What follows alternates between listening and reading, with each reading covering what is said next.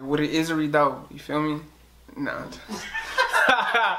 Nah. They're gonna be checking. Nigga, but why I keep fucking up?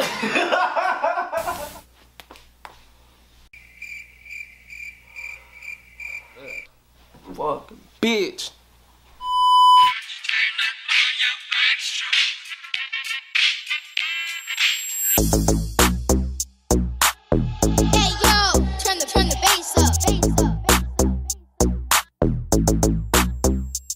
What's good? Y'all tapping into another episode of Urban Moguls B. Right here, we dropped the most game. Before we start this interview, I'm gonna need y'all to go hit that subscribe button, that like button, that notification bell for sure. Leave a comment too. You feel me? Anything helps, you know what I'm saying? We right here with a real special guest. Y'all see the name right here behind us.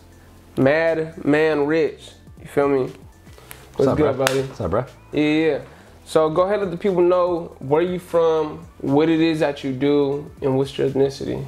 So, my name's Richie. That's what I go by. Right. Born, raised, Livermore, Springtown. Springtown. Yep. Born, raised, Springtown, Livermore. And ethnicity, it was a lot of shit. That's what it is. Just a lot. Like my mom's white, Italian, different things, and then my dad's half white, half Mexican. So I'm a quarter Mexican. Okay. And you like tacos? I love tacos, bro. I eat tacos, bro. I literally, our spot down the street right here, that's my main thing is tacos, burritos. I'm a big Mexican eater. Even though I don't even consider myself like a Mexican because I'm so much white. Yeah, no, like, but you gotta own it. You gotta own it because you are part. You feel me? You are part, so you gotta own it.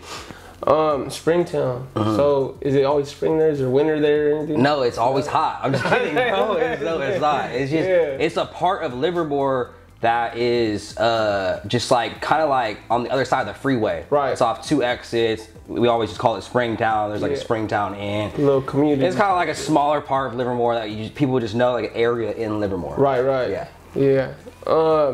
So growing up in Livermore, man, what was your household like? Did you have any siblings? Did you have So I grew up everything like literally my household was married. My mom and dad were married the whole time. I had a younger brother, and then I had 2 dogs. Yeah, 2 dogs. Brother, mom, dad, married the whole time, like nothing crazy, like just ordinary life. Like daily, I wasn't rich, I wasn't poor, but I had everything. My parents gave me everything I needed. You know, go to school, positive, like everything. I never saw my parents fight, like nothing. Like I was just raised proper. You know what I mean? Like no gang stuff, nothing, just like proper lifestyle. Yeah, that's lovely. Go to school, I could do sports, do whatever I wanted. What sports did you play? So growing up, I was into soccer. Okay. And then like really play soccer? I played soccer big when I was younger. Big soccer. And then what shortly happened after that was my dad raised me as like, my dad was always an extreme sports person. So he was always like motorcycles, snowboarding, like he like everything every week. Yeah, like I grew up, you know, I'm 30, so I grew up, I was 91. I grew up like a lot of people, I didn't play video games. I didn't play video games. I didn't do none of that stuff. I mean, that's part of being from the 90s, bro. You know what I mean? You were forced to be outside and find something to do, you know what I mean? Yeah. So, I mean, I know what you're going there. So after I realized, like, I tried a lot of things younger, like, you know, the soccer, I tried basketball, I'm too short. You know what I mean? Like, I tried different things, and I kind of like, my dad pressured me into motorcycle riding. And so I started doing motorcycle riding, like serious, at the age of 8. Like going everywhere, like all the way down to LA, all this stuff, and I got really good. Reckless, like, but I got good. I was getting good. Today, the people that I was racing are now professional. So I was super good, but I crashed like 3 times, got concussions, and when I was in the hospital, like the 3rd concussion, I had a bulging disc in my neck at the age of like super young, like 10, 12. Somewhere around there. That's painful. Yeah, and so they realized I had this, and they're like, listen, if he gets hit hard enough in the back, like sports, he could get paralyzed. So my parents kind of like veered me off of the dirt biking. So I stopped, and I kind of just chilled out and like started skateboarding. Well, I mean, how was that transition for you though? Because I mean, you being super into it because your dad's pushing you into me, yep. And then all of a sudden you got this little thing that happened, and now you have to go away from everything that you've been doing. Was that like a struggle to you or anything? I mean, at the age I can't remember, but it was definitely like I wasn't like super stoked. You know what I mean? I can remember, but like, you know, for my health, my parents didn't want to see me hurt. Like, you know, concussions are serious. Like, it's a brain injury. You know what I mean? Literally, like, when you hit your head hard enough, you could die. Like, pretty much. So, like, at that age, like, they don't want that to happen. So, I kind of veered off and started skateboarding. And I'll give you an example. Like, everything I did growing up, I did, like, as, like, I put all my energy into everything, bro. Like, I'm what you call, still today, I'm a hustler. Whatever I do, I try to do it times 10. Yeah, you pay all your eggs. So I put all my stuff into skateboarding. Now that I can skateboard, because my parents can watch me from the window or whatever. And like, I'll give you an example. In 2 years, I broke my ankles, like each ankle, like it was total 7 times, like 4 times 1, 3 times 1. When they had to put my ankle, I sprained it. It's not break, it's sprained. I sprained it so many times that they were like, you gotta get in a cast. Because like I would just keep skateboarding. I didn't care. I wanted to get better. You know, that's how I was. Well, you know? So what was your thing? Because there's 2 different kind of skaters. There's street skaters and there's vert skaters. Yep. So I was street. I was not vert. Okay. How many stairs have you ollied? Oh man. 18. 18. Kickflip like 10 stairs. Landing? Yeah. Or 10? Landing. Oh yeah, I was big into it. I was big into skateboarding. I ain't gonna lie. Hey. Hey, this ain't no relationship. That's that white boy shit. That's that white boy shit. God damn, that's crazy. So skateboarding, you know, I'm just gonna get right to it, man. Skateboarding led me to Livermore Skate Park, man, right by the police station. Skateboarding led me to meeting people, into like, you know, started meeting people, led me into, you know, drugs. Marijuana, stuff like that. So I'm super open about. So So you got into the drugs because of those people? Not because of those people, because that's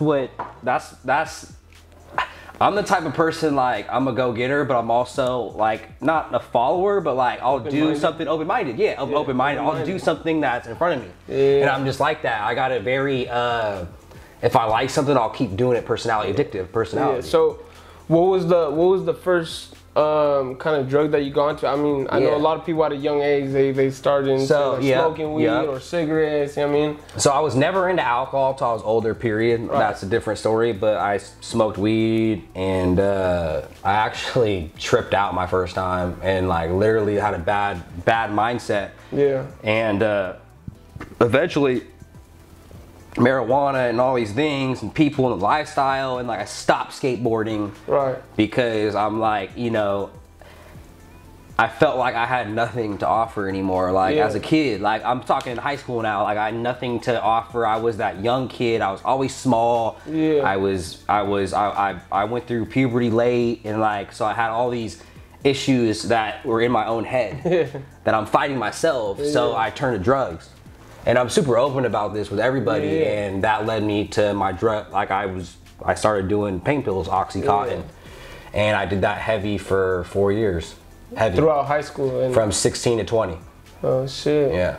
Man, I mean, that's good that you're open, because there's people who need to hear this type of things in order for them to come out of that hole and understand that it's possible. Oh, it is. You feel me? So how were you able to you know, make your way out of that hole? Because obviously you dig a hole for yourself. I dug a big hole. Because it feels good, and then it feels too good, and then you keep going, and then you realize that, damn, time's been passing by, and I've just been stuck on this, and time's been passing me by. You know what I mean? Because you're so trapped into that feeling. In a 4-year period from 16 to 20, I basically, like, you know, end of high school, 18, I'm turning 18, I'm getting, boom, my parents are like, I don't want you living here. You know, I'm kicked out, they kicked me out, I'm living out of my car. I'm just gonna be very straight up. All I cared about was smoking Oxycontin. That was it. That was the only thing, that was the only thing I cared about in life. And I haven't touched a pain pill in almost 10 years. Never. I will never touch one again. Any painkiller? Any painkillers? Nothing. Norca. I haven't touched it since. Since I was 20. I'm 30 now. What got you out of that though? Jail multiple times.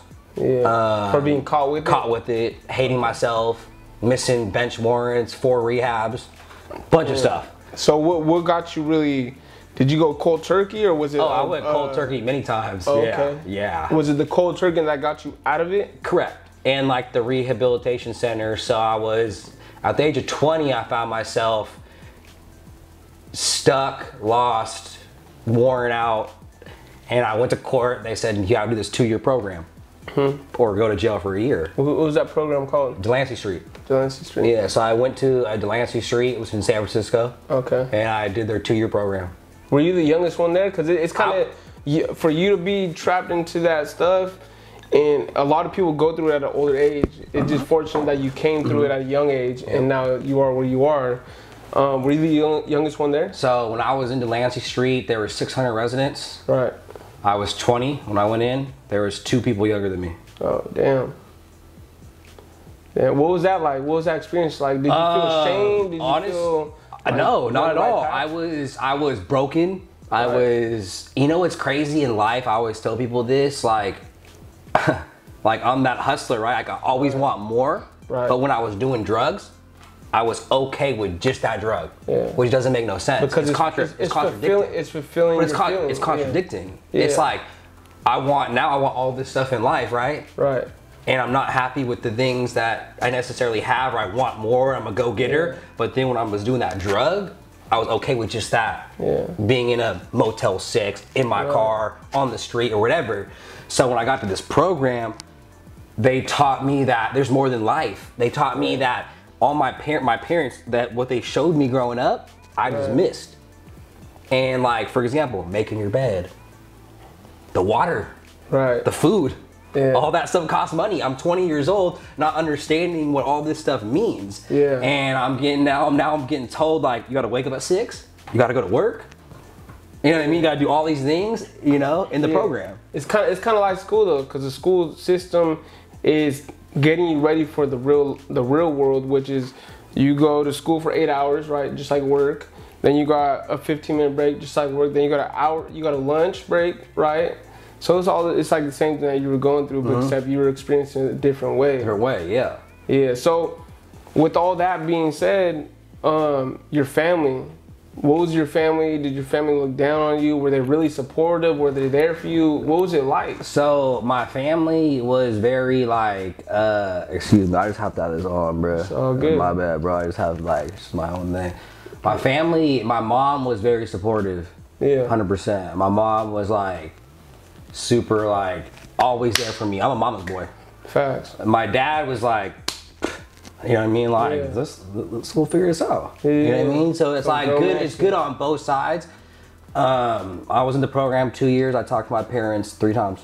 Yeah. Saw them I think twice. What's that like with having a dad relationship? You know what I mean? Because you know, being a man, you look at boys and you're like, they're gonna be a man one day. And I'm assuming that's how your dad was treating you. You know what I mean? He wants to be a man at an early age. Well, I'm gonna treat him like a man. So me and my dad were just never close. Right. We just weren't close. We just never, he always looked at me as this is the way I felt. He looked at me as an outcast. Like I grew up with, you know, and during this time I was with the drugs and stuff thinking I was this rapper. Like I was also trying to make music at the same time. Like I'm like trying to rap. I'm downloading programs. I'm like trying to figure out how to record music because it made me happy. Recording myself, even though I was horrible at it. Yeah. Which is a totally different thing. It was your outlet though. Yeah, it was my outlet. It made me feel good. You know what I mean? So it made me feel super good. And like before, like I was even in the program, I found myself like I was bagging groceries, renting a room for $500. This is when rooms were $500. Yeah. You know what I mean? Like, and I'd get off work and I would go straight home and record myself and try to like do the things I do now. Yeah. You know what I mean? But like, it was an outlet, and my dad just never understood like why. Like he just looked at it as like not. I felt that he looked at. I don't even know his feelings, but I felt that he looked at me as indifferent. So I was always attached to my mom. Right. You know what I mean? So my mom was supportive, and I made it through the program, and I stayed sober for 8 years.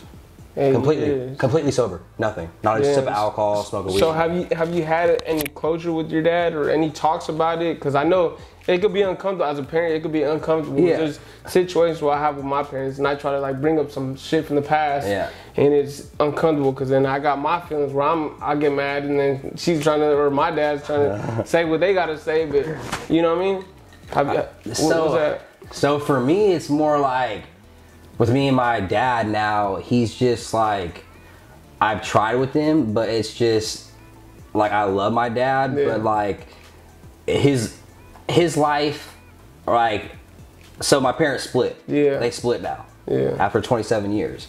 So like that happened and it caused a lot of controversy in the family and a lot of things that happened. And I love my parents both equally, but I'm just closer with my mom, and I just feel that even till today and during that point, the same feeling over 8 years, like my dad still don't understand me. So it's like, what's the point of talking to someone that's not going to be open-minded to understanding me? You gotta leave the pieces where they basically are. Exactly. So I just don't shed light. I don't shed too much information. Right, right. Yeah. So before we close this out, what's some words you could give to some people who face what you face even today? Man, if I can tell anybody anything, do what you believe in. Do what you believe in no matter what. Because I went from that person that was happy with a pill, one pill. Yeah. Fuck about where I stand. I was like the roof over my head at the time. All I cared about was that pill.